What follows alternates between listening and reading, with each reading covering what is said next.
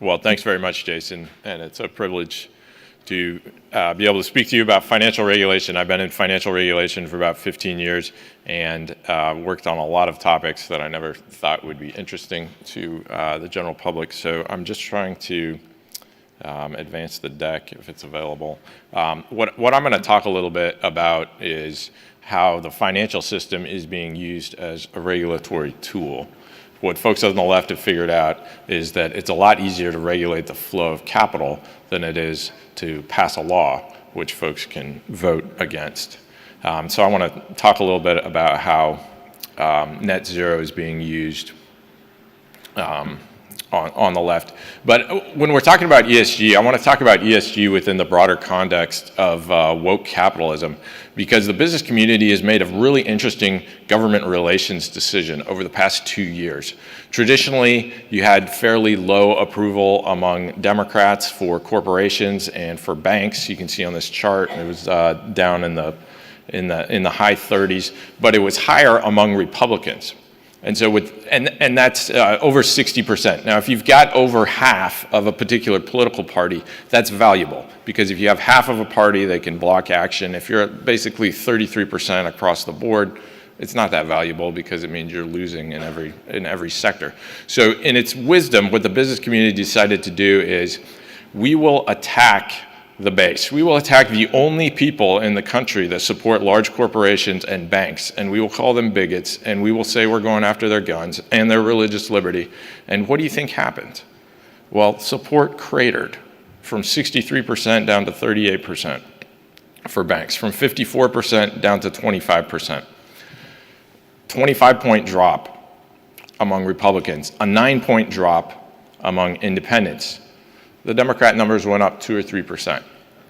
Probably the stupidest strategy in the history of petitioning government for grievances. And that is the context of ESG, part of an effort by corporate America to double down and say, it's not just that we're going to use our advertising and our branding and our messaging to attack the only group of people in this country who support the right to be successful and make the large amounts of money that our company was designed to do. We're going to use the financial system to cut off access and really put the screws to these folks. So when I'm talking about ESG, of course, ESG stands for environmental, social, and governance. We're mainly talking about the E at this conference. And I want to zero in specifically on what the E means, because the other side will try to make ESG as broad as possible, hoping that something will be incorporated in the term that's useful. Here's the aspect of ESG that I want us to focus on. It's aligning business operations with net zero by 2050. Reducing emissions within your company to align your company with pathways to net zero. This is called implementing the Paris Agreement. Because the Paris Agreement can't get through the Senate, if you condition access to capital by compliance with the Paris Agreement, you can effectively make the Paris Agreement law in the United States without having to pass a law. And let me just talk a little bit about net zero, because net zero is kind of abstract. What the other side has done is kind of helpful. They've laid out the pathway to get to net zero within every economic sector. So if you look at aviation, the pathway to get to net zero emissions by 2050 means you hold airline travel at about 2019 levels, you cut out the short flights, and you change the composition of jet fuel. Okay, so to get to net zero in electricity generation, global electricity generation, right now 2/3 of global electricity generation is coal and natural gas. That's what the 24 and the 43 numbers are in the red box there. So that has to be phased to zero. That's how you get to net zero. So we're going to take 2/3 of the global electricity generation, and we're going to turn that into zero. And we're going to replace it with wind and solar, which you can see is about 3% right now. A dramatic, radical, amazing miracle of technology. It's probably not even possible, but we're going to assume that this is what's going to happen, and we're so confident that this is going to happen that we're going to start voting against company boards of directors unless they are on track to achieve this goal. Now think about this. If you're a coal company, what does alignment with net zero mean? That means your market share, which is 2/3 of the world right now, goes to zero. Is this something you're going to be excited about? Probably not. And you say, oh, well, there's carbon capture. Carbon capture is like 2%. Goes from 0 to 2%. So again, 2/3 of global electricity, and maybe you have a shot at 2% of global electricity. And we're told net zero is inevitable. Everybody has to prepare for this. Well, this is actually a chart from an asset manager, BlackRock. And this tells you what the odds are of us getting to net zero. That green line that you see, that's what it would take to get to net zero. That's how steep the emissions reductions would have to be. The orange line are the policies that countries have currently enacted, which is essentially the status quo. The green line is the pledges. So when you hear about 91% of GDP has made some kind of climate commitment, that's the green line. There's a big difference there. Now the International Energy Agency published a report saying climate pledges by governments would fall well short of what's required. The pathway to net zero is viable. Getting to net zero is maybe the greatest challenge humankind has ever faced. I would agree with that. Taking 2/3 of global electricity generation, turning it into zero, taking 3%, jacking that up to 70%, changing every single economic sector, that probably is the greatest challenge humankind has ever faced. So why are financial institutions saying that this is all inevitable? Here are some more assumptions. Again, from the IEA. I'm just citing what the folks promoting ESG, the way they describe themselves. Here is what they want you to know about their plans. This is not even anyone who's skeptical. This is their own words. They say global energy will decrease by 8% by 2050. Energy demand will decrease by 8% while the economy doubles. That's amazing. We're going to have historic levels of energy efficiency that we've never seen before. For us to get to net zero by 2050, about half of the reductions come from technologies that don't exist. It's going to cost at minimum $100 trillion. I put the low end, $100 trillion. There's a McKinsey number that's $275 trillion. Just to give you some benchmarks, that's more than, if you add up all the equity markets in the entire world, that's a bigger number than those equity markets. Again, which makes sense. It's a global transformation. And Jason's already talked a little bit about this. We could be energy independent right now as a country if we wanted to, if we had a president who cared about that sort of thing.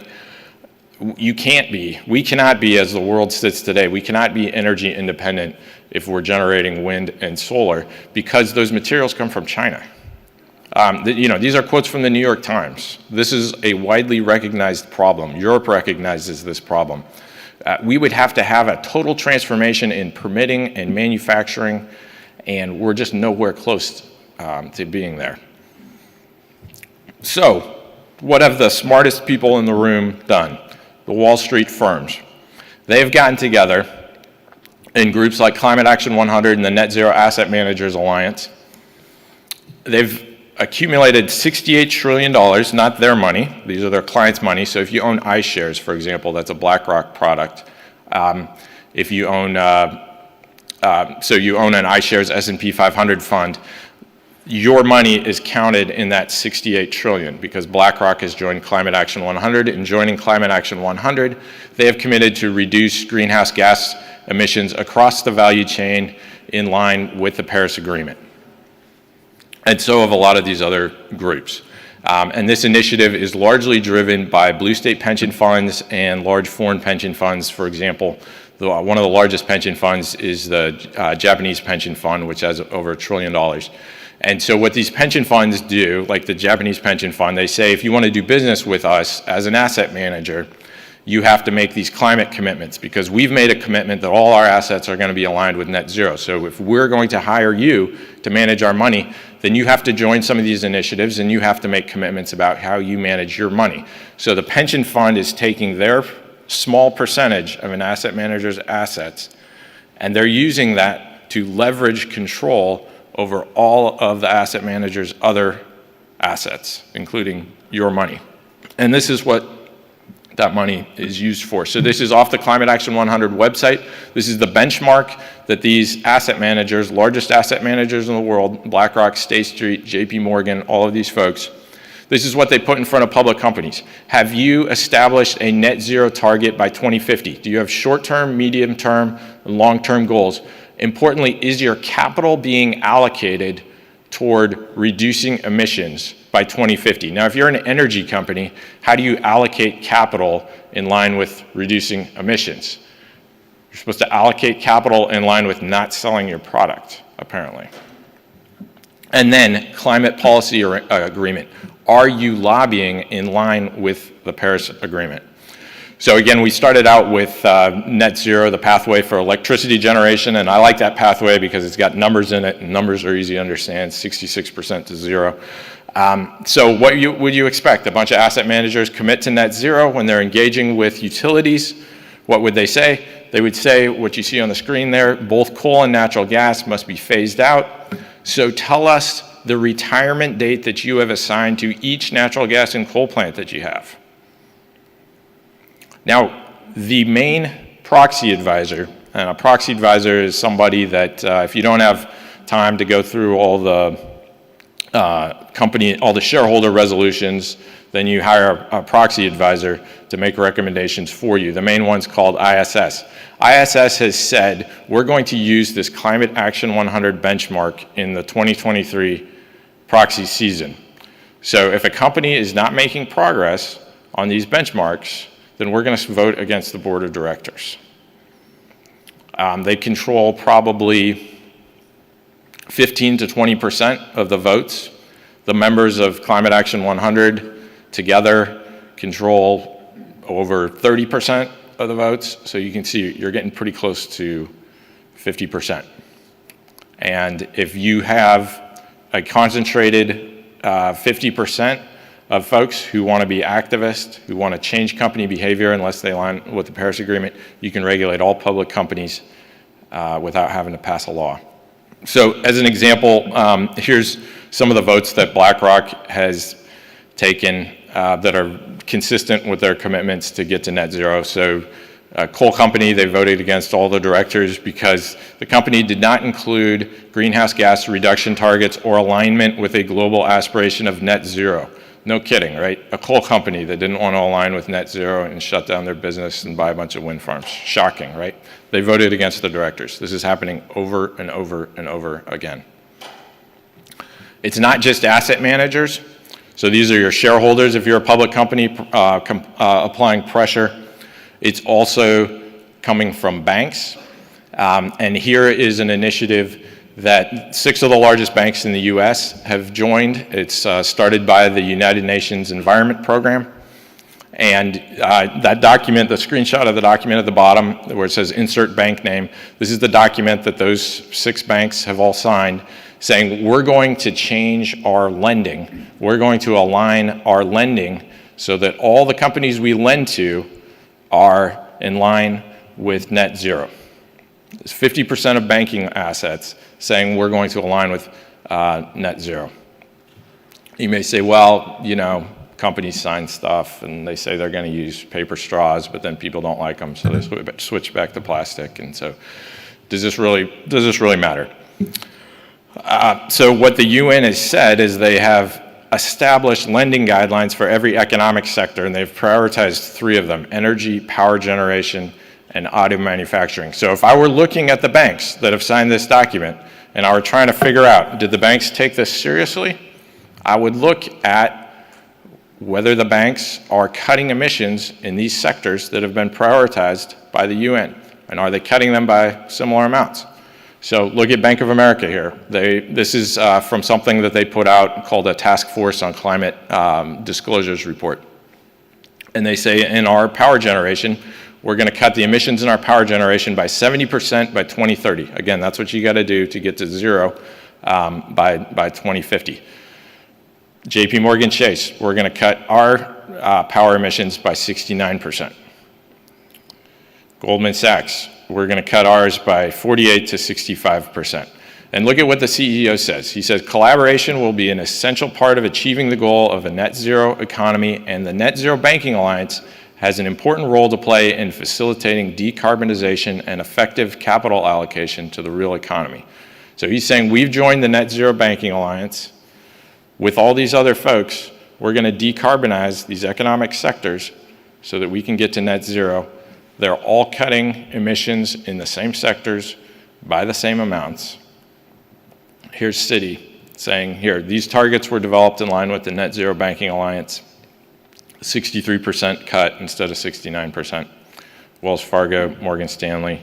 And then JP Morgan said, that was good, but now we're going to add 3 more categories. We're going to do iron and steel, cement, and aviation. So again, working through all of these sector categories. The UN has helpfully laid them all out, so we know that agriculture is coming up, residential real estate, commercial real estate, all things to look forward to. Now, there's been a pushback from the states, because the states and all of you're funding your own economic destruction. And in some ways, there's very little choice, because there are so many financial institutions that have committed to this goal. It's actually hard. It takes real work to try to avoid doing business with these people. So if you look at, for example, Indiana's public employees retirement, these are just the firms that are part of Climate Action 100. It's $16 billion. In Nebraska, it's $11 billion. Just Climate Action 100.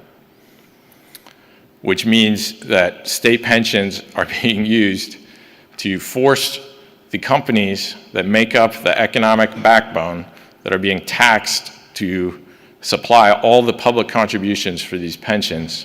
The pension money is actually being used to pressure and destroy those companies, which is remarkable, which is why you see considerable effort and attention at this level, on this issue at the state level. So there are essentially 3 approaches that states have taken. One is to clarify fiduciary duty and say many states have a standard that when you're investing state pension money, it has to be solely in the financial interest of the beneficiaries. And so what many states are doing is saying, well, when you're using our money to go talk to companies or vote shares, BlackRock did, I think, 2,000 plus climate engagements about a year ago, voted against directors about over 300 times. When you're using our money for that, the same standard applies. And if you're making these commitments saying that you're pushing companies to get to net zero, well, then we're not going to do business with you. Similar concept with the groundbreaking legislation that Jason was talking about that he introduced in Texas that many states are copying on contracting. So here the principle is, well, if the state's hiring somebody as a bank or insurance company or something else, and those assets are then going to be used to undermine the state's economy, then the state's just not going to do business with that entity. The third concept is around protecting everyone in the state who would want to go out and get a loan from one of these banks. And here it's really important. There's a fair access concept that came from the Office of the Comptroller of the Currency. And that was the idea that if you're a bank above $100 billion, then you have to basically make your products available to everybody on equal terms. So some folks have taken that concept and tried to turn it into a state law. There's one big problem with that. States don't regulate the national banks that are the biggest problem. And so when you write a requirement like that in state law, you just end up punishing your small state chartered banks. And that is why you see this bill in particular is being defeated by really wide margins, because it's not well calibrated to solve the problem. You need a little bit different approach. Florida introduced a version of this. It was a little bit different, where the enforcement mechanism flows through consumer protection rather than the bank regulator. And there's a little bit more promise there. So I think I need to wrap up here pretty close. I just want to talk a little bit about the free market. Because when you're talking about asset management, so much of these assets come from governments, and this is something I didn't appreciate. Government money is a very significant portion of our economy. And when you get a number of governments together around a political agenda, they are driving capital allocation and they're driving the market because they are coordinated and organized in a way that we all are not. So if 19 of the top asset owners in the world are either public pensions or sovereign wealth funds. 92% of the wealth of the top 100 asset owners are pension or sovereign wealth funds. And then if you take that 92% of the top 100 asset owners, that's approximately 25% of all assets under management. So what the other side has done is targeted a relatively small group of people. It's essentially all asset owners except for Middle Eastern countries and some red state pensions are organized around this goal. And that allows them to influence banks and asset managers and effectively be able to direct capital allocation. And so I think it's important to understand that backdrop because people will say, well, let's just let the market function. Well, the market's been significantly distorted, and you have to address that distortion first. Thanks so much.